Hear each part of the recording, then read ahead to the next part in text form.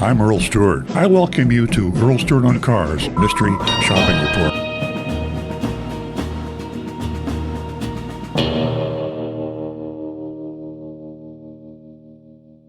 Aventura Chrysler Jeep Dodge. Aventura is in South Florida, right in the heart of the Dodge City. It's the Sodom and Gomorrah of car dealers down there. So hang on to your hats. This is going to be exciting. I'll be speaking the first person as if I were Agent Lightning. I arrived mid-afternoon and began wandering the sales floor. I was approached by a salesman named Michael, who asked if I was looking for anyone in particular. I said no. I'm just looking to get a price on a new car if possible. He smiled broadly and said he'd be happy to help me out today. I explained I'm looking for a car to keep at my second home in Aventura, near Miami in South Florida. Michael congratulated me on having a home here in Aventura, asked if I was looking for a specific model. I said that since it's going to be a second car, I was wondering if they had any good deals going on. He replied that he had a few 2023 Challengers and Chargers that were new, could really hook me up with a great deal. He gathered my contact information, said he'd be back with a new car. I asked if their Wranglers are ever discounted. He said unfortunately not, as they are the ones that hold their value the most. Now, right away when I was first looking at this mystery shopping report, I could tell you that Michael had not been around for a long, long time at the car dealership. I'm guessing this might be his first week on the job, but he just doesn't seem to. It's a shame that happens a lot. The car dealers will hire somebody and not give them the proper training, indoctrination, and this is what happens. So I sat and waited, and Michael finally returned after nearly 20 minutes of me pacing, telling me he had some bad news and some good news. The bad news was they don't have any more 2023 models in stock, although he had just said they had a few 2023 Challengers and Chargers, but they don't have any. They've been relocated, and I'm not sure what he meant by that, the previous day, because I don't think that Aventura has more than one dealership.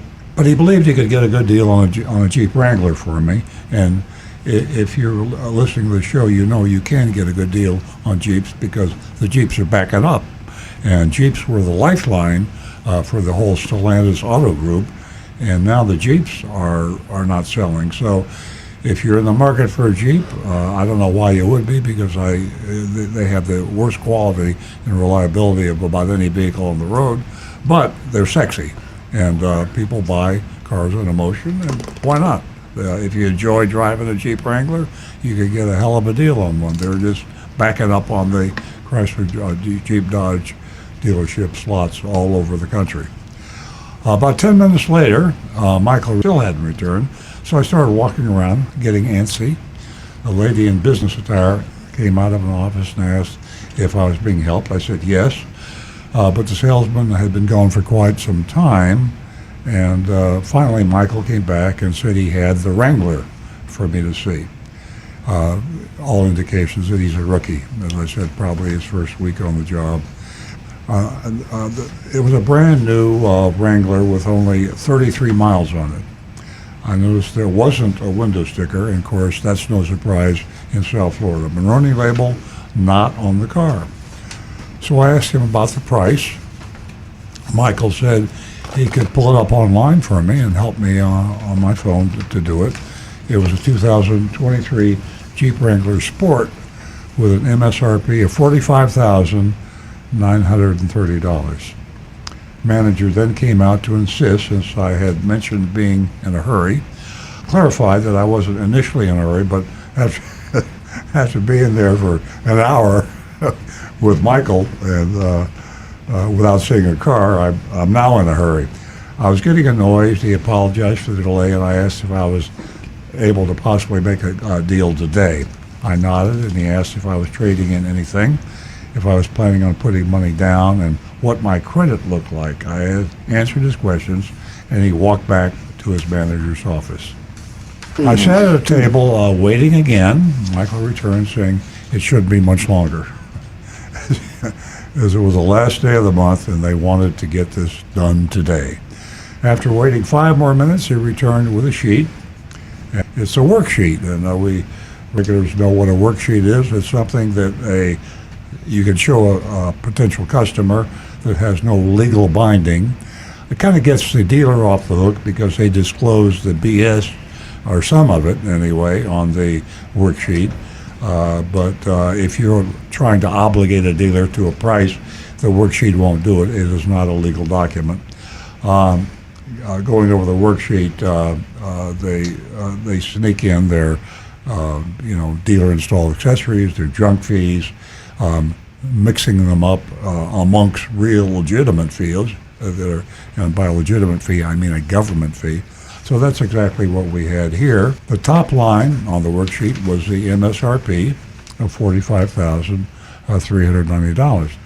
They showed a $7,000 discount. Things were looking good, right? Hey, $45,390 sticker, Monroney label, and I got up that $7,000 discount before, and you know what was coming next, their packages and fees.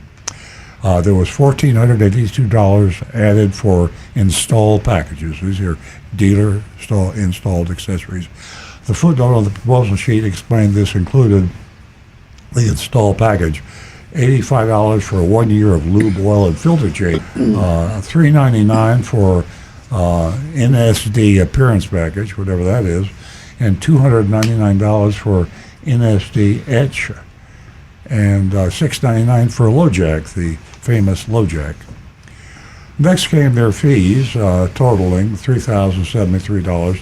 The second footnote explained the charge included, this is a bad one, and this is something you only see in South Florida, $995 for port destination. Now that's a freight charge. Freight charge is already built into the invoice and the MSRP. So by definition, you are already paying the freight charge, and they're adding it back in again. So they're charging you the freight charge twice.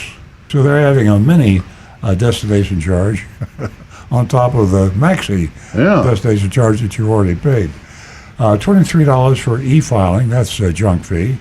Now, and they mix it in because the battery fee, $1.50, who cares, right? But the $1.50 is really a government fee, so that's a legitimate fee. Yep. And then they hit you for $143.85 for doc stamps. Now, doc fees is a more common name, but Aventura is so egregious that they had the courage to call them doc stamps. Now, doc stamps have a legal definition, and they are a legal tax on financing. Well, the car's not even going to be financed. So the $143.85 is not only not a legitimate fee at all, there is no financing. So it doesn't even have a legitimate basis in name, but they are so flagrant, they don't care. Now they mix it here. Here comes another teeny weeny real fee, a lemon law fee, $2. That is really a government fee.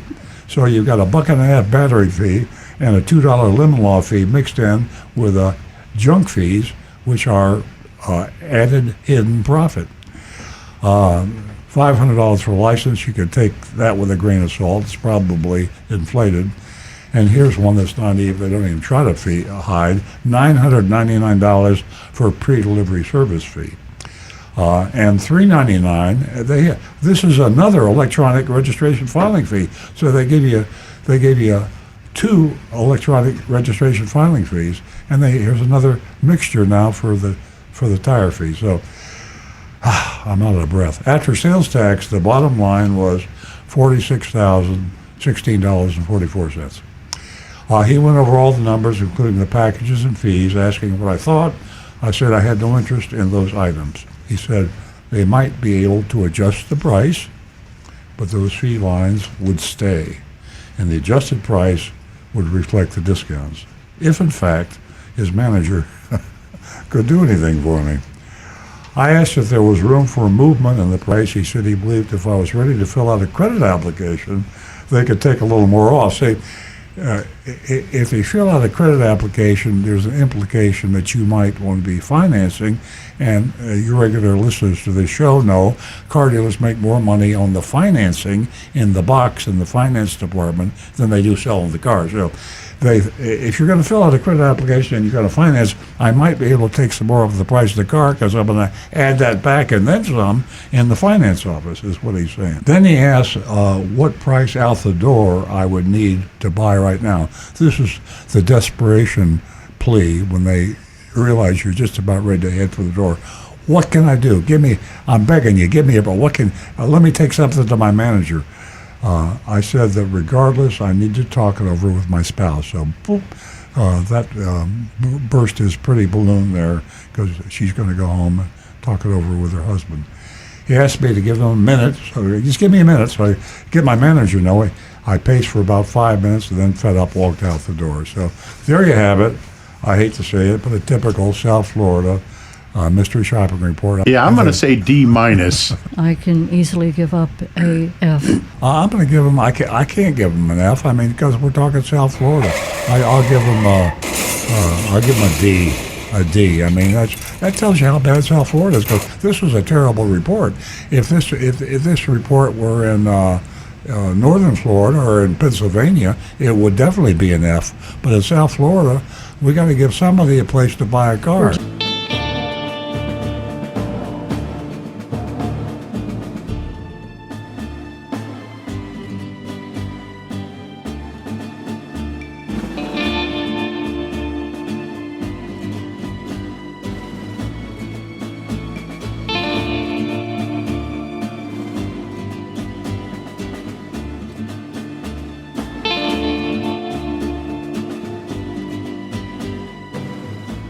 Hi, this is Earl Stewart. Thank you for watching this video. If you would like to be notified of new videos that we post to our YouTube channel, simply click on the subscribe button and the bell icon in the lower right-hand side of the screen.